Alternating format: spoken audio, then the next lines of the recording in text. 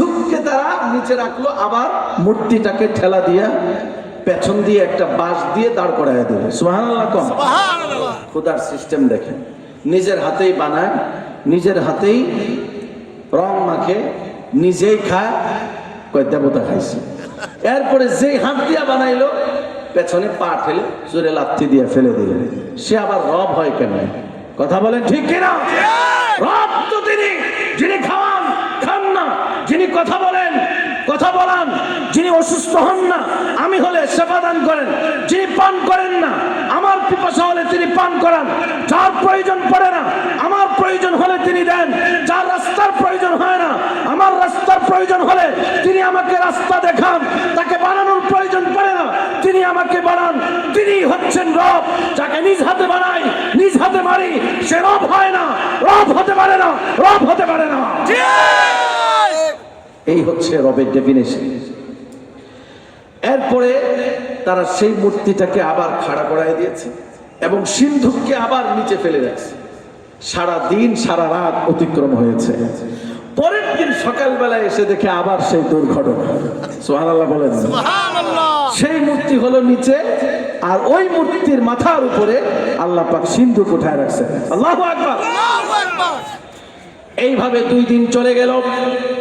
তৃতীয় দিন যখন আবার আসছে সকালবেলায়, আবার দেখতে পাচ্ছে ওই আগের মতোই মূর্তিটা মুখ থুবড়ে মাটির নিচে পড়ে আছে, আর ওই মূর্তির মাথার উপরে নবীদের স্মৃতি বিজড়িত সিন্ধুকটাকে আল্লাহ রাব্বুল আলামিন উপরে উঠায় রেখেছে। সুবহানাল্লাহ। এরপরে সবাই চিন্তা করলো ঝামেলা, এটা রাখলে আরো ঝামেলা বাড়বে, এটা দূর করে। দূর করার উপায় কি? এটা গ্রামে রাখা। তো যেই গ্রামে বুদ্ধি করে তারা রাইখা আসছে 3 দিন পর্যন্ত সেই গ্রামে ভালো ছিল। 4র্থ দিন থেকে ওই গ্রামে করোনা ভাইরাসের মতো মহামারী ছড়ায় গেছে। আল্লাহু আকবার। জোরে বলেন আল্লাহু আকবার। আল্লাহু আকবার। ওয়া মাকারু ওয়া মাকার আল্লাহ। জোরে পড়েন আমার সাথে, ওয়া মাকারু ওয়া মাকার আল্লাহ। আল্লাহু খায়রুল মাকিরিন। তারা সবাই ষড়যন্ত্র করে, কিন্তু আল্লাহ কৌশল করেন, আর তাদের ষড়যন্ত্র থেকে আল্লাহর কৌশল হলো মহান মহান। যেই গ্রামে রাইখা ছিল বিপদ থেকে বাঁচার জন্য, ওই গ্রামে মহামারী শুরু হয়ে গেছে। চিন্তায় পড়ে গেছে বেঈমানেরা। এই সুযোগ নিয়ে এসে দেখে আরো বিপদে পড়ে গেছি। চাইছিলাম ভালোর জন্য, হয়ে গেল খারাপ। এটারই বলে হিতে বিপরীত হওয়া। এরপরে মহিলারা বুদ্ধি দিতেছে এটা কি করা যায়। লেডিসের বুদ্ধি থাকে অনেক সূক্ষ্ম, অনেক সিপা চাপা দিয়া। এই জন্য মহিলার মানুষের বুদ্ধিতে যারা চলে এদের সংসার ভাঙতে পারমাণবিক অস্ত্রের প্রয়োজন পড়ে না। কথা বলে ঠিক কিনা? এই মহিলা একটা সিফা বুদ্ধি দিতেছে, কয় এটারে রাইখা লাভ নাই, এই বিপদ যত তাড়াতাড়ি পারো সরাও। কয় কেমনে সরাবো? কয় 2টা বলদের উপরে এই সিন্ধুকটা উঠায়া দাও। এরপরে ওই বানি ইসরাইলের দিকে এই 2টা বলদকে চালিত করো, প্রবাহিত করো।